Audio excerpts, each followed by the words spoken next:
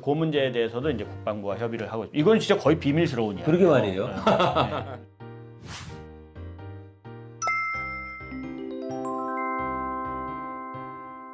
보니까 이런 것 같아요. 저희는 이제 수시로 18명을 뽑고 예. 정시로 12명을 명. 뽑아요. 근데 정시는 뭐 시험 봐서 특별할 게 없어. 그냥 네. 시험 잘 봐야 되니까. 그러니까 이제 대체로 정시는 공부 잘하는 애들? 그냥 뭐 그렇죠. 예, 성실한 친구들. 아, 성실로 바꾸는 게 성실한 낫겠다. 친구들. 성실한 친구들이 많이 와요. 많이 오는데 심지어는 그 정시에 오는 친구들은 컴퓨터에 컴자도 모르는 애들도 많아요. 그러니까 이 친구는 들어오자마자 엄청 스트레스 받아. 나 컴퓨터 한 번도 컴퓨터 켤 줄은 알아요. 이런 정도 친구들도 있어요. 그러니까 이 학과가 중요하고 좋다는 건 알고는 있는데 그쵸. 사실은 그런 거와 관련 없다는 거지. 아. 예, 그래서 성실하게 고등학교까지의 교과 과정을 이수한 사람. 이건 마치 어디 정부에서 하는 것 같은 말 같네. 하여간 이제 그건 사실이에요. 그게 두 개 하나 있고 그다음에 두 번째는 18명의 수시 학생들 중에는 특성화고 출신도 있어요. 이게 진짜 대박이야. 특성화고 출신 중에는 우리나라 이제 중고등학교에도 해킹 동아리가 있어요. 해킹 동아리. 예. 이 친구들은 초등학교 고학년부터 고등학교 한 2학년쯤 되잖아요.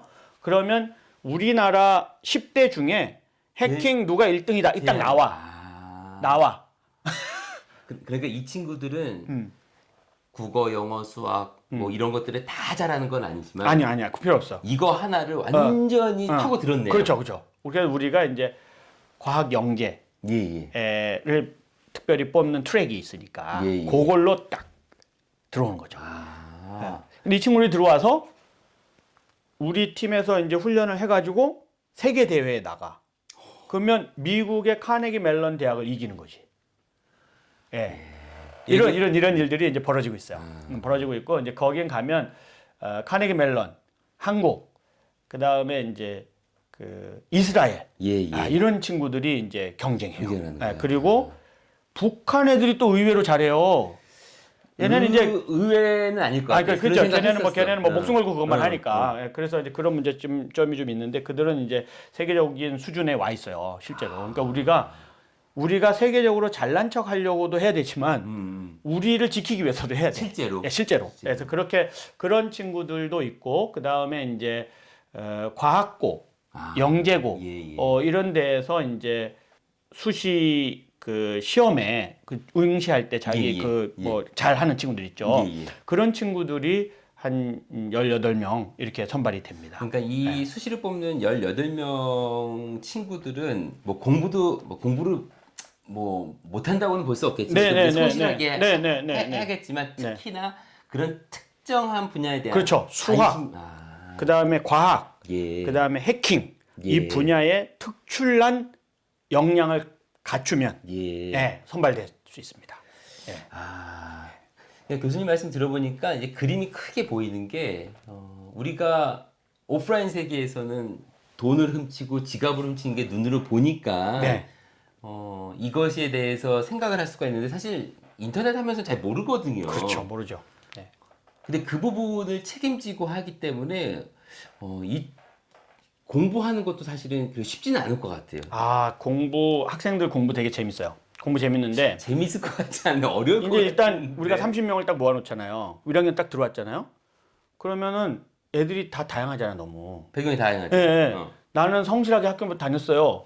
그래서 수능 점수가 좋아요. 그렇지. 여기 일단 좋겠죠, 사실. 근데 뭐 컴퓨터는 바보예요. 이렇게 되는 거 아니에요, 지금. 그다음에 어떤 친구는 어떻게 해요, 그러면? 어떤 친구는 나는 수학 완전 잘해. 나 막 완전 암호 막 풀고 잘해. 근데 국어는 영 못해. 말이 잘 안 통해. 막 별 사람 다 있잖아요.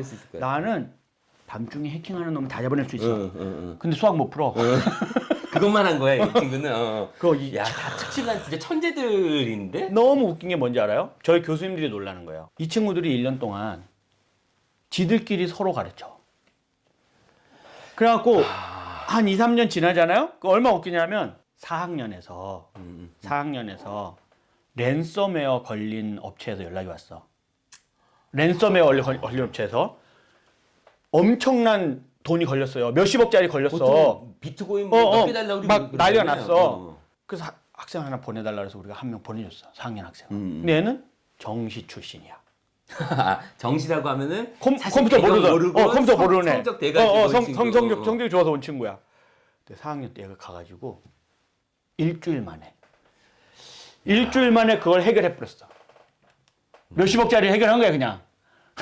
아니 얼핏 듣기에는 팀워크도 잘 안 될 것 같고 안 그래. 특출해가지고 왜냐하면 독특해서 보세요. 안될것 같은데 내가 요걸 좋은 걸 가지고 있고 제가 좋은 걸 가지고 있는데 서로 필요해. 그러면 언제든지 교환이 일어나는 게 인간 사회예요. 서로 도움을 주는 거죠. 그럼요.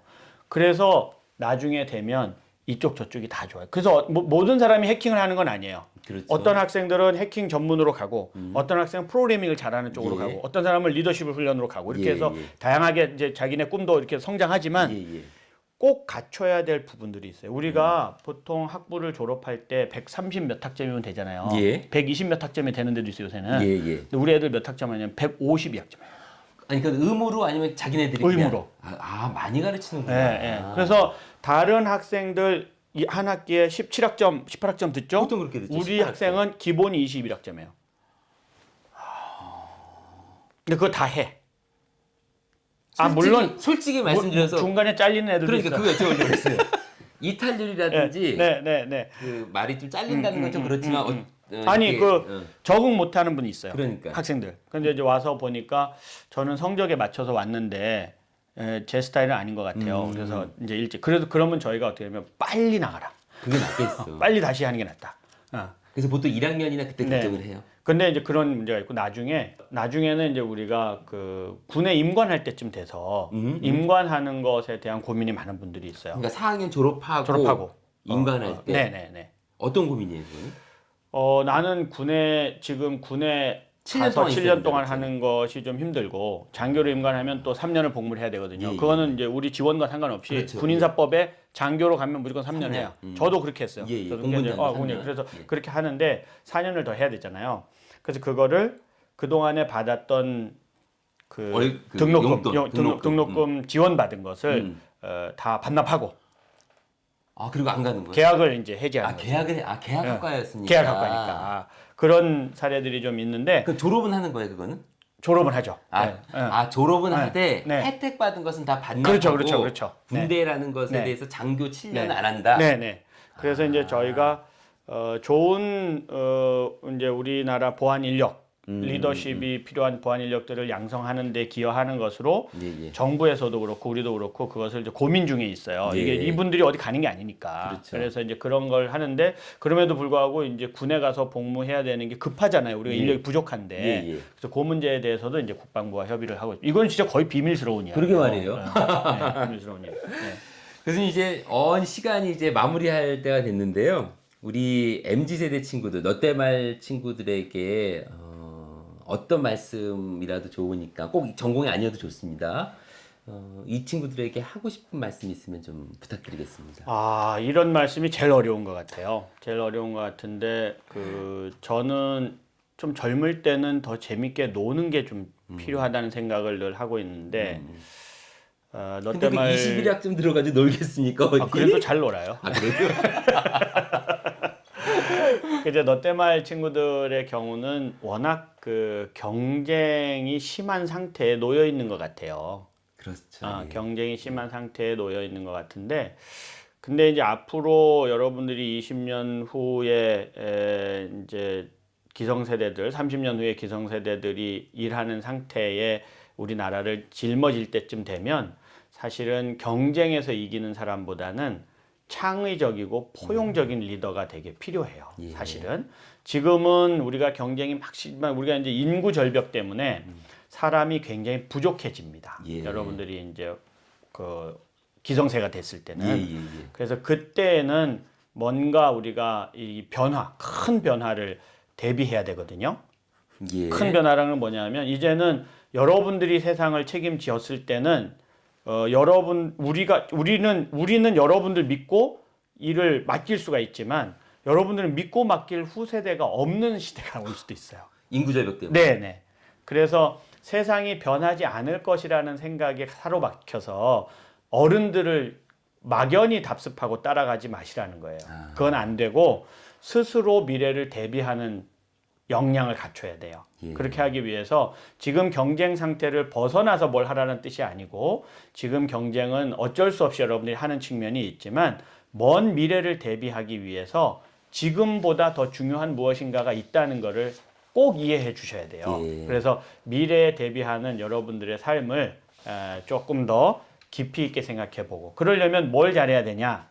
기술도 중요하지만 사람에 대한 이해. 그래서 인문학적인 관심, 역사나 사회나 사람 그 자체에 대한 관심, 그리고 문학과 시와 음악과 예술과 같은 낭만적인 삶에 대한 이런 그 자료 또 그런 데 스스로를 많이 노출시켜서 포용적이고 창의적인 미래의 리더가 되시는 것이 현재의 경쟁을 이긴 다음에 여러분들에게 요구되는 리더십이다. 이 말씀을 제가 드리고 싶었어요. 저는 교수님께서 해주신 말씀 중에서 특히나 포용성이라는 단어가 참 와 닿았어요. 왜냐하면 이제까지 우리가 너 때 말 하면서 창의성이라는 이야기는 많이 들어봤는데 포용성이라는 이야기를 들으면서 아 이게 도대체 무슨 의미일까 생각해 봤더니 인간에 대한 이해, 네. 인간에 대한 사랑, 네.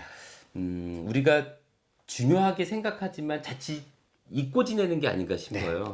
그래서 이 점에 대해서 강조해 주셔서 고맙습니다. 교수님, 바쁘신데도 불구하고 이렇게 와주셔서 좋은 말씀 해주셔서 고맙습니다. 다음에 또 만날 기회가 있겠죠? 예. 뭐 오늘 드린 말씀이 혹시 우리 롯데마을 친구들이 혹시 저를 또 필요로 한다면 예. 정동훈 교수님을 통해서 다시 한번 인사를 드리겠습니다. 예. 여러분 오늘은요 고려대학교 정보보호대학원 그러나 정보보호대학원뿐만 아니라 사이버 국방학과 스마트 보안학부에서도 교육을 하고 계시는 권헌영 교수님 모시고 좋은 말씀 들었습니다. 자 오늘은 그럼 여기까지 하고요. 다음 시간에 또 뵙도록 하겠습니다. 여러분 고맙습니다.